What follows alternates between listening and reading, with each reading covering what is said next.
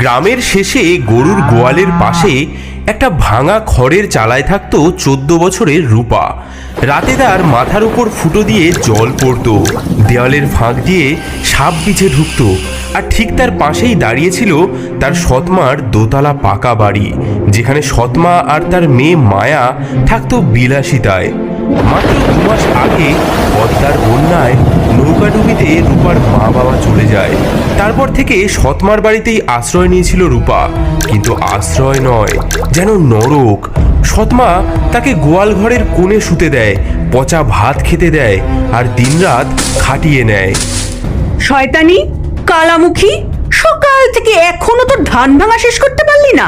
আজ তোর হাড় একেবারে আমি গুড়িয়ে দেব, দেখি তুই কেমন ধান ভাঙা শেষ করতে না পারিস।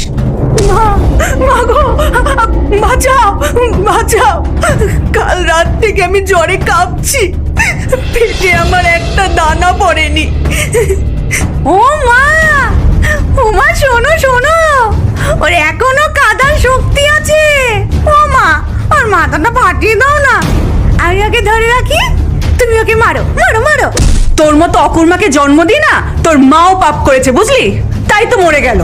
মা, তুমি ওর চুলের মুঠি ধরো, আমি ওর পিঠে 2-4 ঘা লাগাই। বড্ড বাড়বাড়ন্ত হয়েছে, কাল দেখলাম পাড়ার ছেলেরা ওর দিকে তাকিয়ে হাসছে, যেন রাজকন্যা।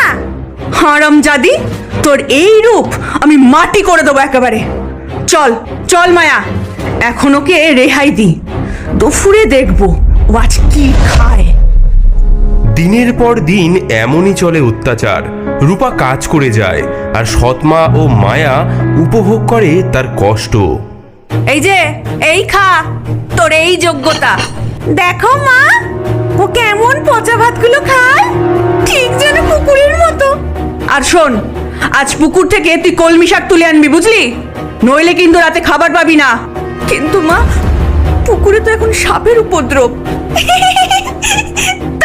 তাতে কি হয়েছে, সাপ কামড়ালে কামড়াবে, তাতে আমাদের। সেদিন বিকেলে আকাশে কালো মেঘ জমেছে, কাল বৈশাখী ঝড় আসছে। মা দেখো, কি ভয়ঙ্কর মেঘ, আজ প্রচন্ড ঝড় আসবে। ঠিক সময় ঝড়টা আসছে, আজ রাতেই শেষ করবো এই অলক্ষণীটাকে। কি করবে মা? শোন, আমাদের বাড়ির পেছনের ওই বনে একটা পুরনো তেঁতুল গাছ আছে না, সেখানে এই সময় খুব টক তেঁতুল ধরে বুঝলি, ওকে ওই ঝড়ের রাতে